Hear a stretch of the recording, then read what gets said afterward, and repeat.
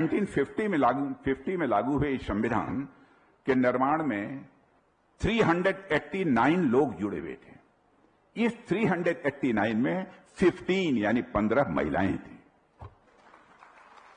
जब भारत की संसद में भारत के संविधान के ऊपर बहस की शुरुआत मैंने की थी, तब मैंने इन 15 महिलाओं की चर्चा इस बार के सत्र में, पिछली बार जब सत्र था तो उस सत्र के अंदर मैंने की थी। सार्वजनिक जीवन में महिलाओं की सक्रिय भागीदारी बढ़ी है, इस सच्चाई को भी कोई नकार नहीं सकता है। मेरे बहनों भाइयों, यदि आप इतिहास के पन्नों को पलटें, जब जब सार्वजनिक जीवन में महिलाओं की भागीदारी बढ़ी है, एक नए भारत का उदय हुआ है। आज भारत हमारे प्रधानमंत्री मोदी जी के नेतृत्व में एक नई छलांग लगाने को तैयार है। सभी के लिए एक नया अवसर पैदा हुआ है और आप सभी जानते हैं कि अब हमारा भारत डेवलपिंग इकोनॉमी से अब डेवलप्ड इकोनॉमी के हाईवे पर तेजी से आगे बढ़ चला है। यानी विकासशील अर्थव्यवस्था से अब विकसित अर्थव्यवस्था के हाईवे पर हमारा भारत, हमारे देश की भारत की अर्थव्यवस्था तेजी से आगे बढ़ चली है। इसी सप्ताह आपने देखा होगा समाचार पत्रों में कि हमारे देश की इकोनॉमी की साइज $4 ट्रिलियन के माइलस्टोन को पार कर चुकी।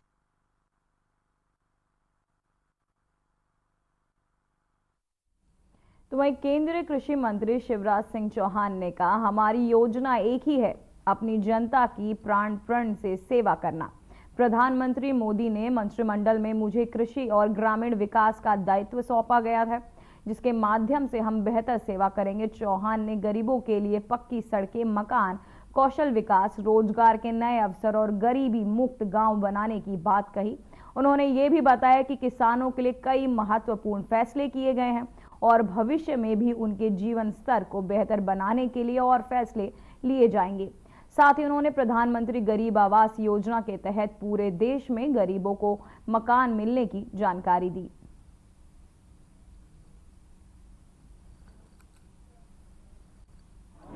अपनी जनता की प्राण प्रण से सेवा मोदी जी ने सौभाग्य दिया है। उनके मंत्रिमंडल में जो दायित्व मुझे सौंपा है कृषि और ग्रामीण विकास का, उसके माध्यम से कैसे हम बेहतर सेवा करें, गरीबों को मकान, पक्की सड़कें, बहनें लखपति बने, कौशल विकास हो, रोजगार के नए साधन बढ़ें, गांव गरीबी मुक्त बने और किसान के लिए कई फैसले बड़े अभी किए हैं, आगे और करेंगे ताकि किसान का जीवन भी हम और बेहतर बना सकें, उनकी आमदनी बढ़ा सकें।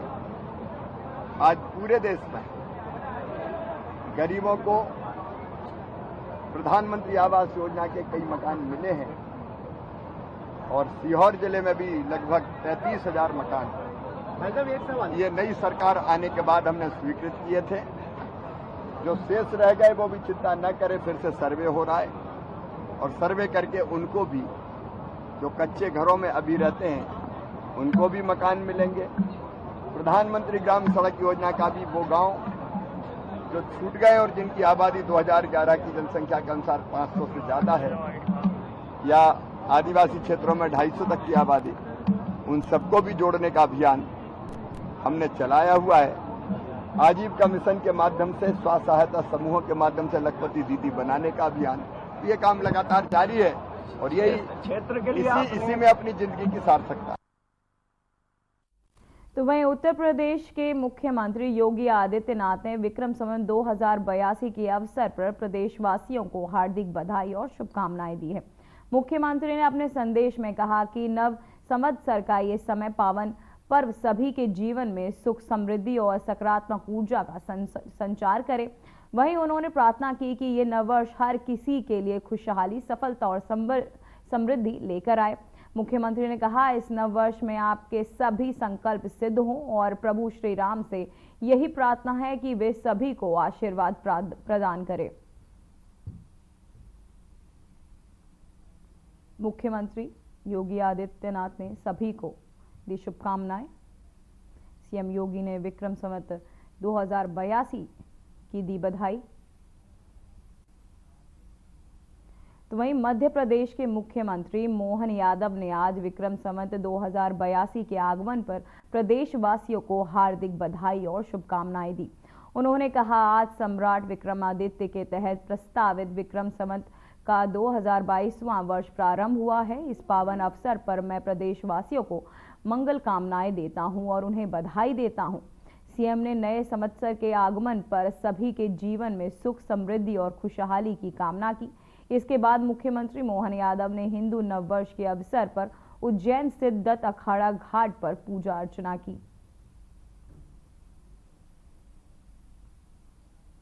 उज्जैन में सीएम ने की पूजा अर्चना। सीएम मोहन यादव ने सभी को दी शुभकामनाएं। उज्जैन में सीएम ने दंत अखाड़ा में की पूजा अर्चना। मध्य प्रदेश के विक्रम संवत्सर 2082 की शुरुआत।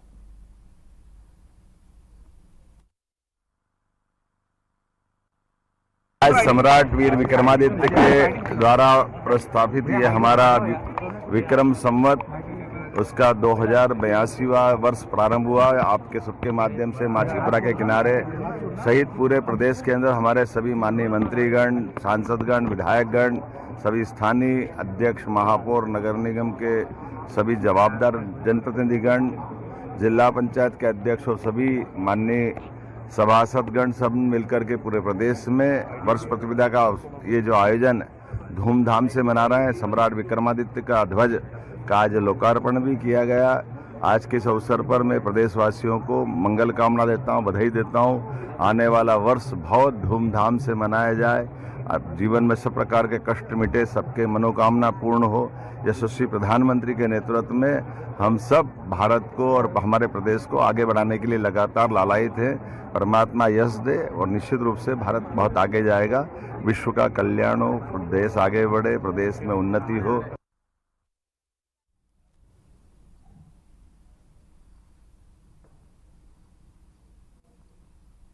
तो वहीं हरियाणा के मुख्यमंत्री नायब सिंह सैनी ने आज सोनीपत में आयोजित हाफ मैराथन में भाग लिया। इस इवेंट का आयोजन स्वास्थ्य और फिटनेस को बढ़ावा देने के उद्देश्य से किया गया था। मुख्यमंत्री सैनी ने इस दौड़ में भाग लेकर लोगों को स्वस्थ जीवन शैली अपनाने के लिए प्रेरित किया। साथ ही मुख्यमंत्री सैनी ने इस अवसर पर कहा कि शारीरिक फिटनेस और मानसिक स्वास्थ्य दोनों ही हमारे जीवन के लिए महत्वपूर्ण हिस्से हैं। उन्होंने इस आयोजन के माध्यम से समाज में स्वस्थ जीवन की महत्वता को उजागर किया और युवाओं को खेलकूद और शारीरिक गतिविधियों में हिस्सा लेने के लिए प्रेरित किया।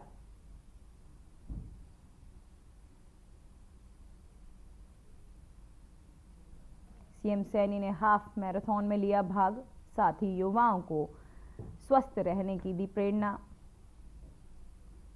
विजेताओं को मुख्यमंत्री ने पुरस्कृत किया।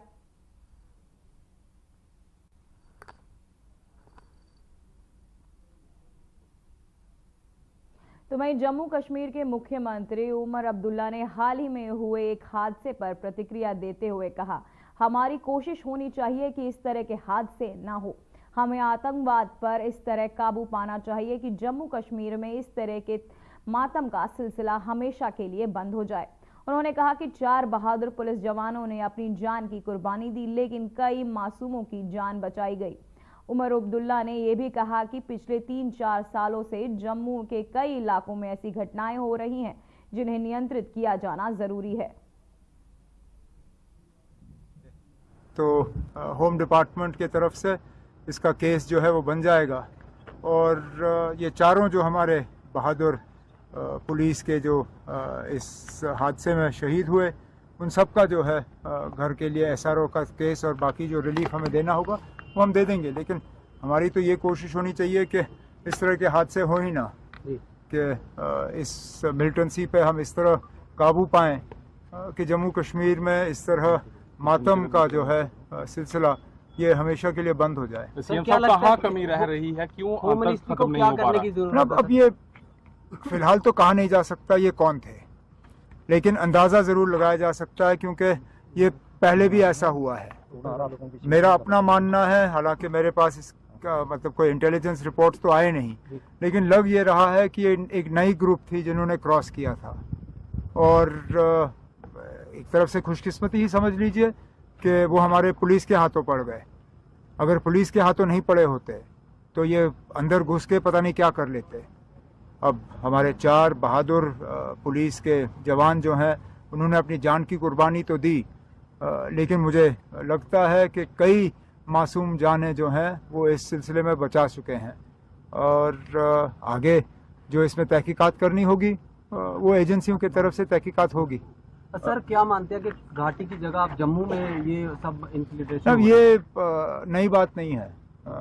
पिछले 3-4 साल से आप खुद देख रहे हैं कि जम्मू के कई इलाकों में इस तरह के घटनाएं जो हैं वो देखने को मिली। ये रियासी ज़िले में भी यात्रियों के बस पे जो हमला हुआ, जम्मू शहर में हमले हुए हैं। इसके पीछे वजह यह है कि जब चीन ने लद्दाख में आक्रमण किया या वो घुस गए, उसके लिए हमें फ़ौज की ज़रूरत थी और फ़ौज वादी से हम हटा नहीं सकते थे, तो फौरी तौर जम्मू में जो फ़ौज तैनात थी उनको लद्दाख भेजा गया, जिस वजह से कहीं कमी आई। अब उस कमी को आहिस्ता आहिस्ता दुरुस्त किया। तो वहीं भारत ने म्यांमार में प्राकृतिक आपदा के बाद पुनर्निर्माण में मदद के लिए ऑपरेशन ब्रह्मा लॉन्च किया। विदेश मंत्रालय ने प्रवक्ता रणधीर जायसवाल ने कहा कि ब्रह्मा सृजन के देवता हैं और इस विशेष नाम का उद्देश्य म्यांमार के पुनर्निर्माण में भारत की सहायता को प्राकृतिक करना है। आपको बताते चले, उन्होंने बताया कि ऑपरेशन के तहत 15 टन राहत सामग्री लेकर पहला विमान हिडन एयरपोर्ट बेस में पहुंच करीब 3 बजे उड़ा और भारतीय समय अनुसार सुबह 8 बजे यांगून पहुंचा। भारत के राजदूत ने वहां जाकर राहत सामग्री यांगून में मुख्यमंत्री को सौंपी। उन्होंने आगे क्या कुछ कहा, आइए आपको सुनाते हैं। We launched Operation Brahma. Brahma, as you know, is a god of creation. At a time when we are extending a helping hand to the government of Myanmar, to the people of Myanmar, to rebuild their country in the wake of the devastation, this particular name of the operation has a special resonance, a special meaning.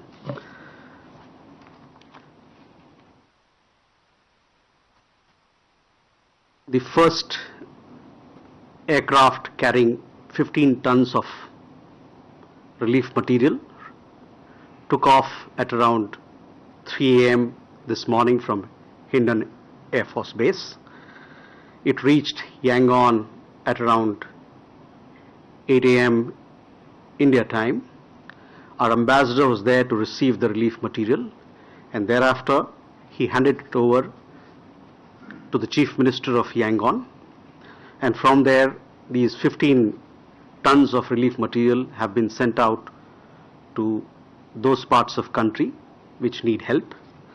These 15 tons of material comprise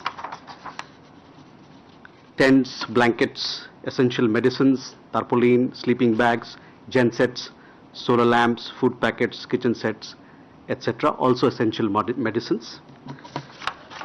Thereafter, 2 aircraft with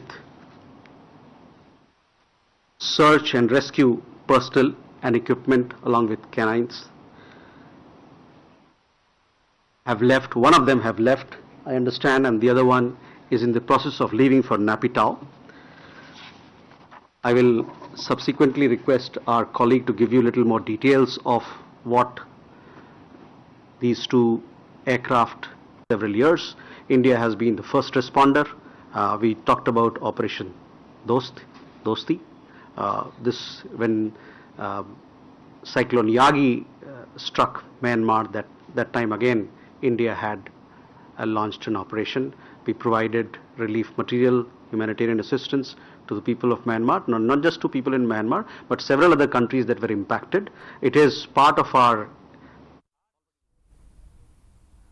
तो वहीं लोकसभा नेता प्रतिपक्ष और कांग्रेस सांसद राहुल गांधी ने प्रधानमंत्री नरेंद्र मोदी को एक पत्र लिखकर केंद्र सरकार के अपत तटीय खनन के फैसले की कड़ी निंदा की है। उन्होंने पत्र में कहा, केरल, गुजरात और अंडमान निकोबार के तट पर अपतटीय खनन की अनुमति देने का निर्णय पर्यावरणीय प्रभाव और मूल्यांकन किए बिना लिया गया है। तटीय समुदाय इस प्रक्रिया का विरोध कर रहे हैं और लाखों मछुआरों ने अपनी आजीविका और जीवन शैली पर इसके प्रभाव को लेकर गंभीर चिंता व्यक्त की है। राहुल गांधी ने केंद्र सरकार से अपतटीय खनन ब्लॉकों के लिए जारी निविदाओं को रद्द करने की मांग भी की है। तो इन निविदाओं को रद्द करने की मांग की है राहुल गांधी ने।